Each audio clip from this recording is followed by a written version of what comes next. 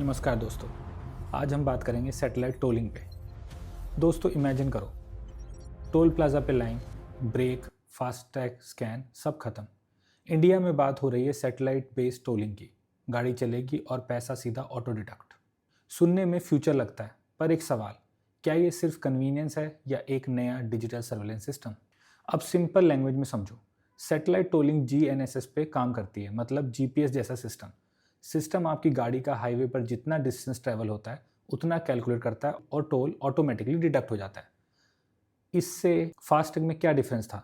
FASTag सिर्फ toll booth पे scan होता था, यानी एक फिक्स पॉइंट पर।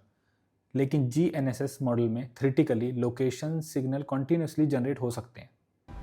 इसलिए प्राइवेसी एक्सपर्ट्स बोलते हैं जब तक clear data protection rules public नहीं होते, मिसयूज़ का रिस्क रहता है।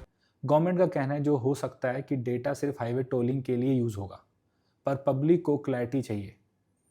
डेटा कितना स्टोर होगा, कितने दिन और कौन एक्सेस करेगा। अब आते हैं दूसरे कंसर्न पे, टेक्निकल एक्यूरेसी पे।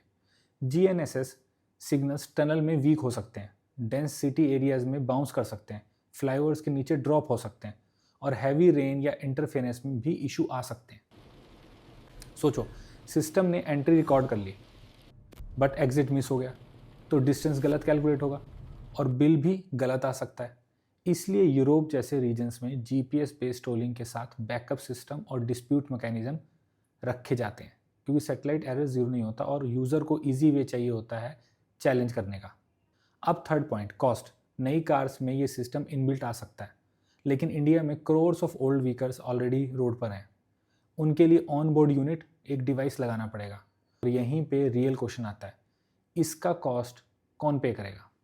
अगर डिवाइस, इंस्टॉलेशन, मेंटेनेंस या कनेक्टिविटी का खर्चा यूज़र पे आएगा तो बर्डन आम आदमी पे ही पड़ेगा, taxi drivers, small business owners और मिडिल क्लास फैमिलीज।